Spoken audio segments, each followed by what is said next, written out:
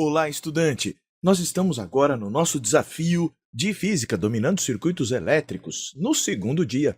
O tema de hoje será tensão, corrente e potência elétrica. Mas vamos recordar um pouco do que foi visto no anterior? Então, vem comigo, porque ao final de 5 dias você vai dominar os circuitos elétricos para arrebentar no Enem. Então, ainda dá tempo de você lutar pela sua aprovação, fazendo um curso correto que vai te ensinar física da maneira correta, sem enrolação, sem diquinha boba, mas te fazendo compreender, você vai arrebentar na sua prova, quer seja o Enem, quer seja um vestibular tradicional, porque a física é uma só, mas o entendimento é com a gente. Então vamos lá. Na aula passada abordamos os conceitos de campo elétrico e de potencial elétrico.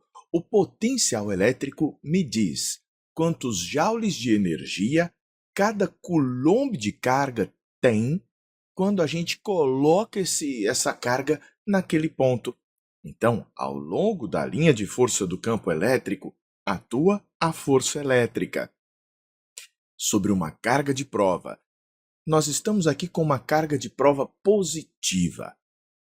À medida que a força elétrica efetua trabalho, ela gasta energia elétrica para fazer isso.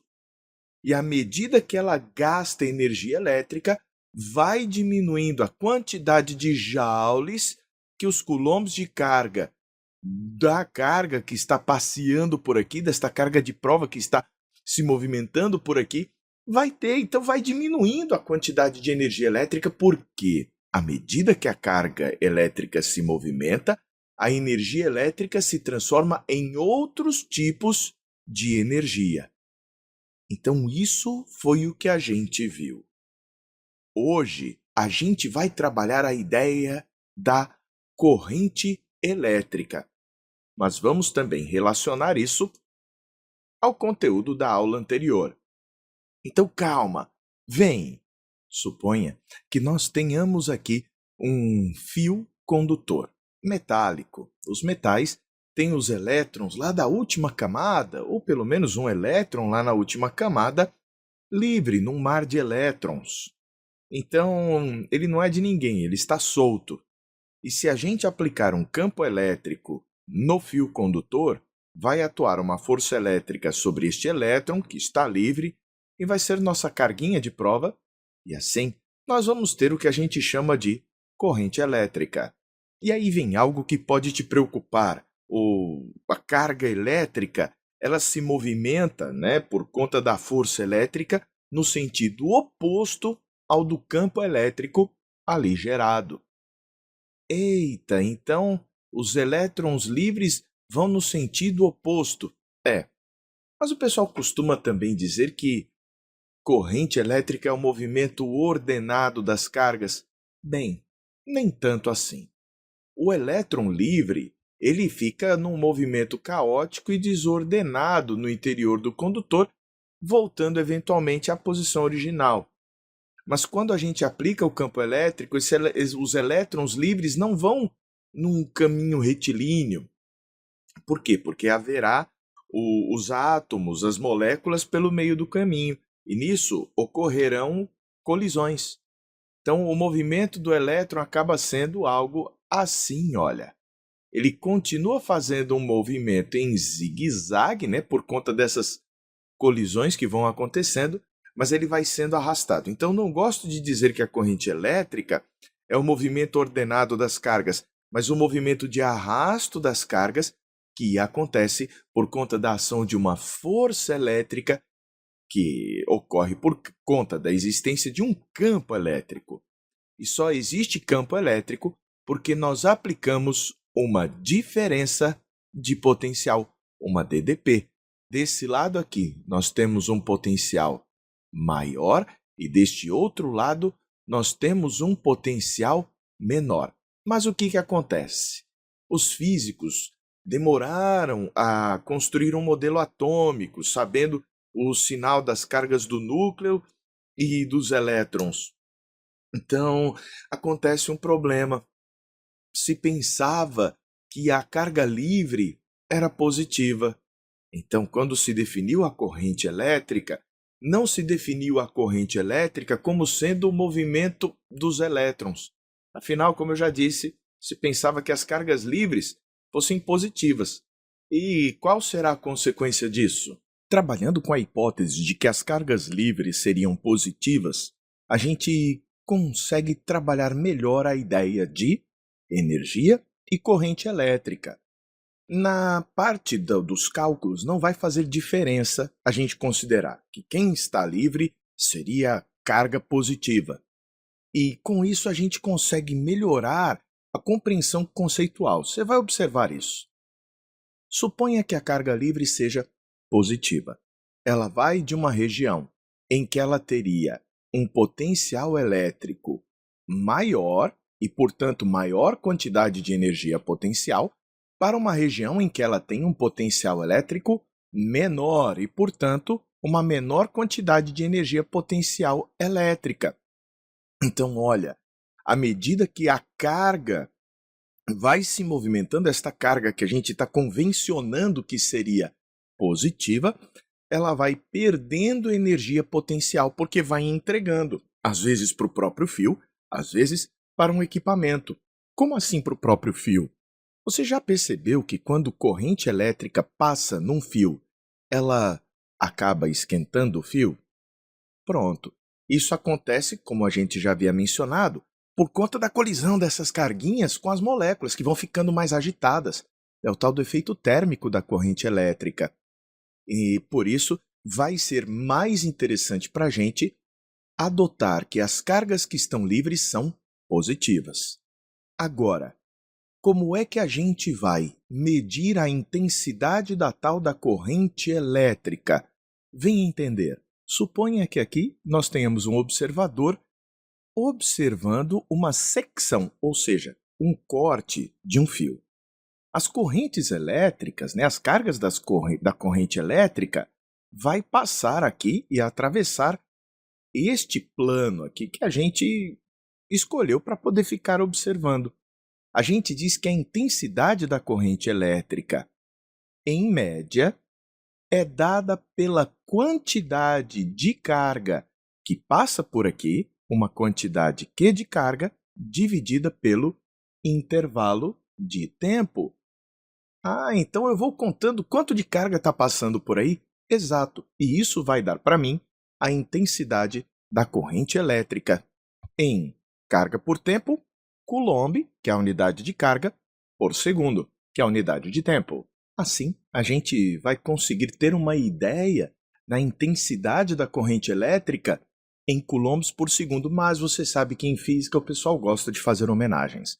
E resolveram homenagear Ampère, que foi um dos grandes estudiosos da corrente elétrica. Então, Coulomb por segundo ganhou o nome de Ampère. Eu não gosto muito de ficar fazendo muitas homenagens com unidades, porque às vezes a gente perde o significado, daquilo que a gente está calculando. Por isso que na minha cabeça eu sempre coloco, olha, ampere coulombs por segundo. Então eu vou saber com que rapidez estão passando as cargas elétricas por aquele ponto do meu condutor. Isso daí vai ter uma relação direta com aquela história da tensão e do potencial elétrico. E você vai construir um significado a partir dessas duas grandezas. Você vai ver que existe significado em trabalhar com corrente elétrica e com potencial elétrico, com ampere e com volt. E olha no que vai dar. Vamos relacionar agora energia, potência, tensão e corrente. O potencial elétrico, cuidado para não confundir com potência. Por favor, é potencial elétrico, que a gente vai representar pela letra V, que está relacionado à diferença de potencial, a famosa DDP, que também ganha o nome de tensão. Isso daqui é medido em volt, e volt representa a quantidade de energia por carga, ou seja, a quantidade de joules que cada um coulomb de carga vai ter. Então, o volt me diz quanto de energia em joules cada um coulomb de carga vai ter. Essa informação é muito importante. A corrente está relacionada à quantidade de carga por tempo, ou seja, a rapidez com que as cargas passam pelo fio condutor. Então, o nosso ampere vai me dizer quantos coulombs de carga vão passar pelo fio a cada segundo. Agora, pegando essas informações, a gente consegue encontrar uma regularidade. Vem comigo. Quando nós compramos pilhas ou baterias, cada pilha ou bateria apresenta uma certa tensão elétrica ou uma diferença de potencial elétrico entre os seus terminais, o terminal negativo e o terminal positivo. Agora, qual que é o significado? Eu nem gosto de chamar de negativo e positivo.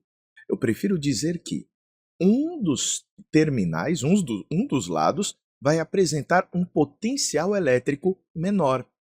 Bem, se a diferença vai dar 1,5 volts, eu poderia ter, aqui neste caso, as cargas entrando com 0 volts, o que significaria 0 joules de energia para cada coulomb.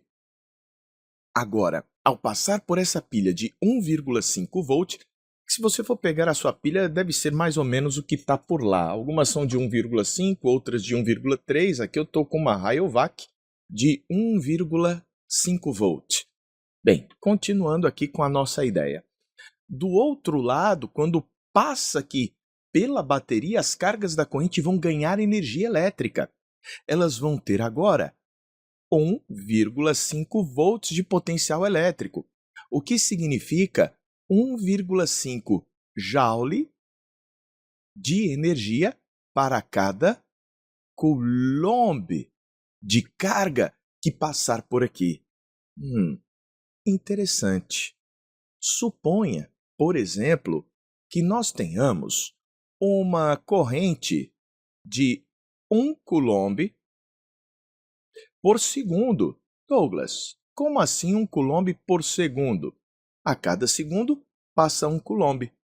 Esse coulomb vai receber 1,5 joules. Então, olha o que acontece. Se em 1 segundo passa 1 coulomb, esse coulomb ganha da bateria 1,5 joules. Assim, a bateria fornece 1,5 joules de energia por segundo. Mas você teria o quê se a corrente fosse o dobro da intensidade? Se eu tivesse 2 coulombs passando a cada segundo? Se em 1 segundo passarem 2 coulombs, esses coulombs ganham da bateria 3 joules. Bom, por quê? Se é 1,5 joules para cada coulomb, tendo 2 coulombs, eu acabo tendo 3 joules. Assim, a bateria acabaria fornecendo 3 joules de energia por segundo. Faz sentido para você? Eu sei, são muitos números, muitas relações, mas nós podemos simplificar isso, quer ver? Se eu multiplicasse coulomb por segundo por joule por coulomb, olha o que está acontecendo. Você está percebendo que coulomb vai cancelar aqui com coulomb de baixo e eu vou ter joule por segundo? E joule por segundo é aquilo que a gente chama de potência? Você não lembra? Então vem comigo. A potência corresponde à quantidade de energia por intervalo de tempo. Seria então medida em joules por segundo. Bem, a potência é a rapidez com que se transfere ou se transforma energia. Por isso o joule por segundo. Mas joule por segundo a gente chama carinhosamente de watt, em homenagem ao James Watt, que desenvolveu brilhantes trabalhos a respeito das máquinas térmicas e então das potências relacionadas a elas.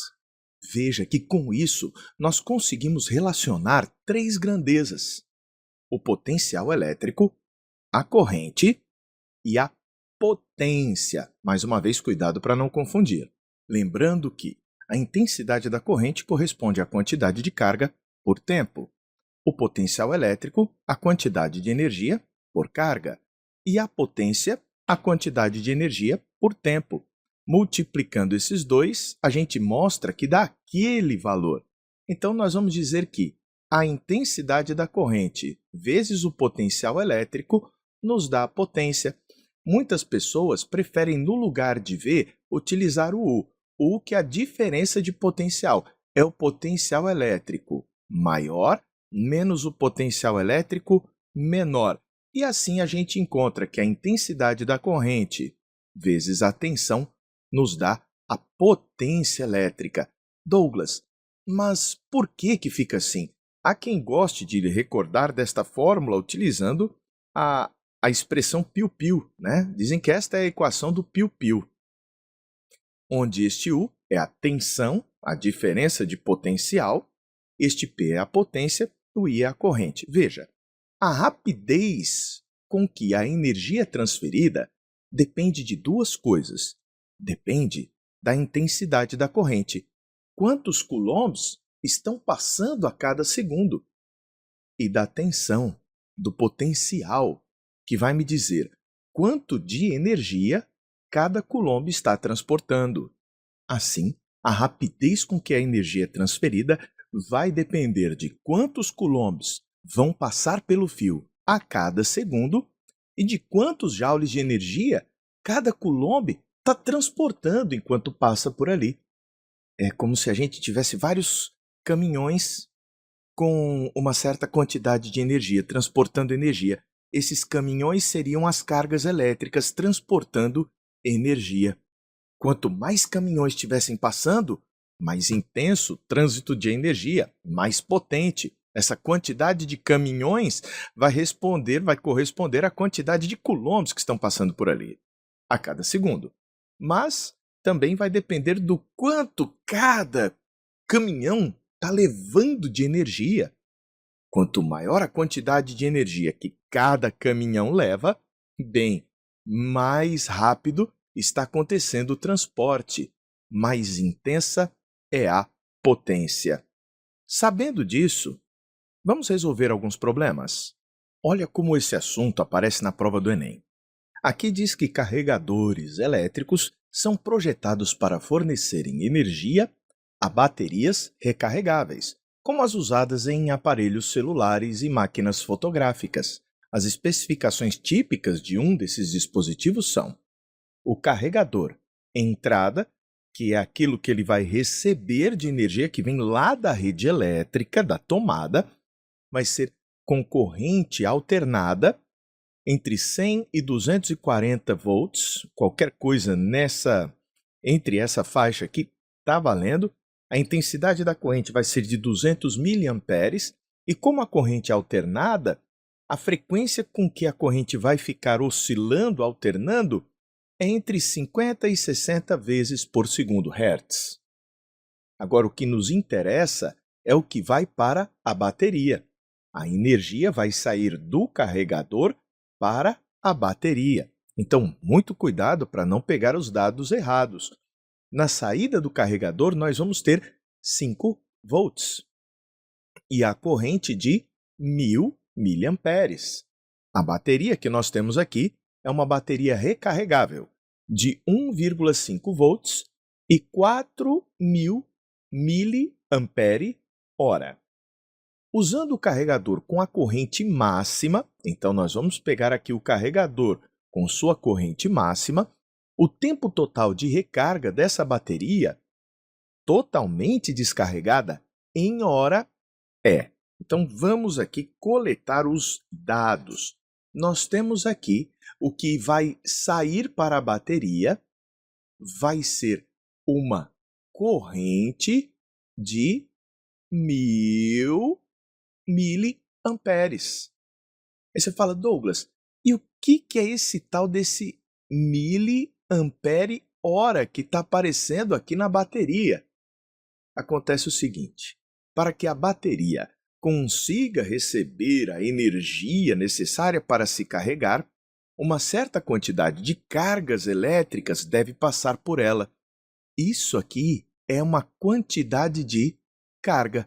Você fala, mas como assim? Olha só, mili é milésimo. Então, esses 4.000 milésimos de ampere vezes hora, milésimos é dividir por 1.000. 4.000 dividido por 1.000 dá quanto? Dá 4. Então, são 4 amperes vezes hora. Tá, mas espera aí. Ampere é corrente, hora é tempo. Interessante. Você se lembra da nossa definição de corrente? É a quantidade de carga pelo intervalo de tempo. A gente tem o costume de medir a corrente em ampere, a carga em coulomb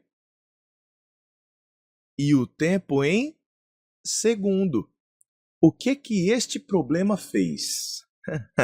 Essa parte aqui é interessante. Ele criou uma nova unidade, o ampere vezes hora.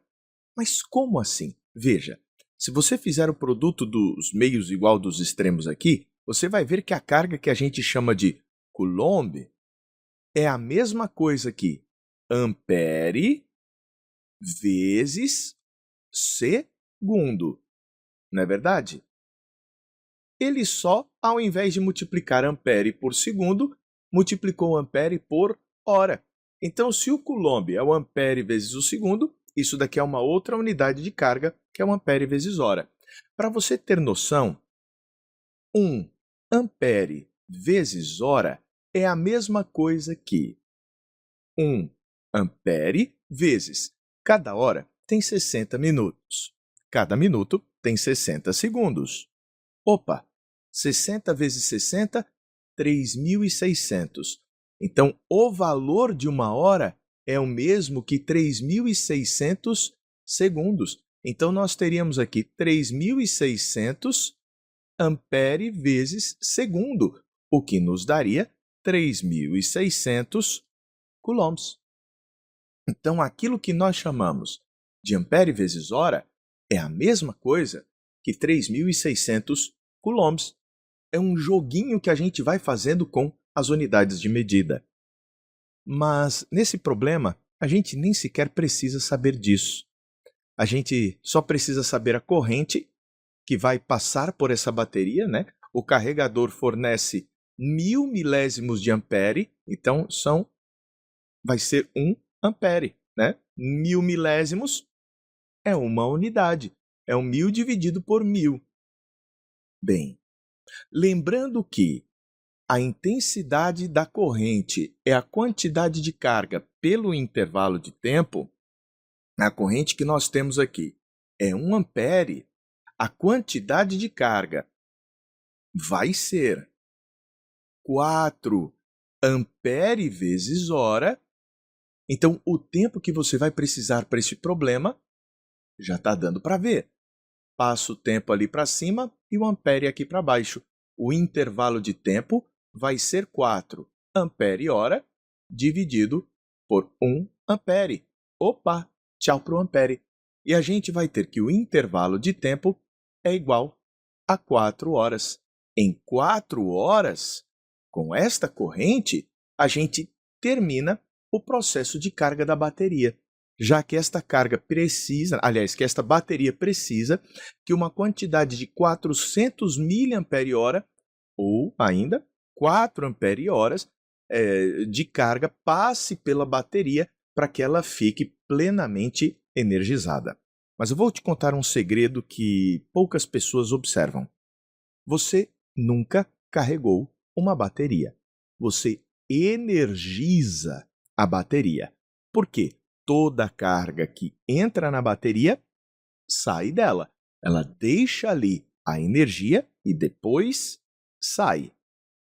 Mas, de qualquer maneira, é muito comum aparecer a quantidade de carga que precisa entrar e sair da bateria para que a bateria atinja a sua quantidade de energia máxima.